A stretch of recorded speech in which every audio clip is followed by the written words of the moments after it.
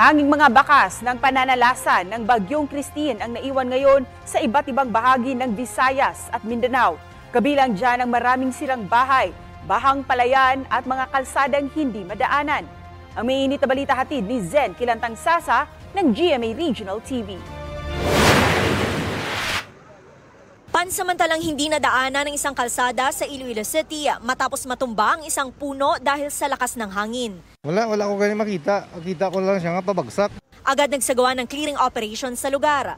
Malalakas na hangin at alon din ang dahilan kung bakit nagsagawa ng preemptive evacuation sa coastal barangays doon. Nag-decide kung nga masayluman, kaya siyempre may gamay kung nga bata, tapos may gabusong pa kung nga bata. Hindi ita mapaktan ko grabe, hindi subong na ng hangin. Sa Bacolod City, 4 na bahay ang sinira ng malakas na hangin at alon. Wala man kami ka-preparar gani, gulpi man lang nagsulod ang hangin kagang ang balod. O siyempre, kulba ka gidya, gulpi lang man na gampak sa imo ang balod kagang hangin bala, gulpi lang, isipa bala, pader na lublaks pa ning balay ko gani mo. Sa datos ng Regional Disaster Risk Reduction and Management Council 6, mahigit 4,000 pamilya o mahigit 20,000 tao ang apektado ng Bagyong Christine sa rehiyon. Namigay na ng food packs ang DSWD Region 6 sa mga apektado. Sa dagat naman, nasakop ng Masbate na rescue ng isang napadaang barko ang mga sakay ng bangka na nai-report na nawawala sa Carles, Iloilo. Ayon sa Philippine Coast Guard, pumunta ng Cabugao Island ang mga na-rescue para manguha ng alimasag pero hindi na nakabalik. 3 sakay rin ng isa pang tumaob na bangka ang iniligtas. Sa Eastern Samar, ekta-ektaryang palayan ang lubog sa baha.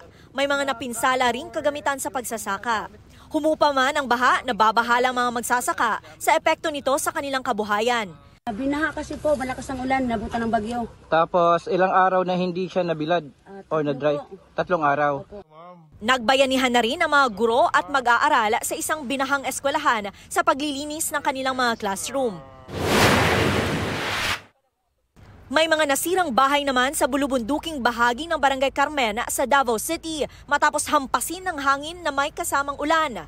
Ang kubong tirahan ng pamilyang Saod, mga pundasyon na lang ang natira. Ang kanilang bubong nagkawatak-watak na matapos mabuwal ng hangin. Iilang kubo rin ang nasira at nilipad ang mga bubong.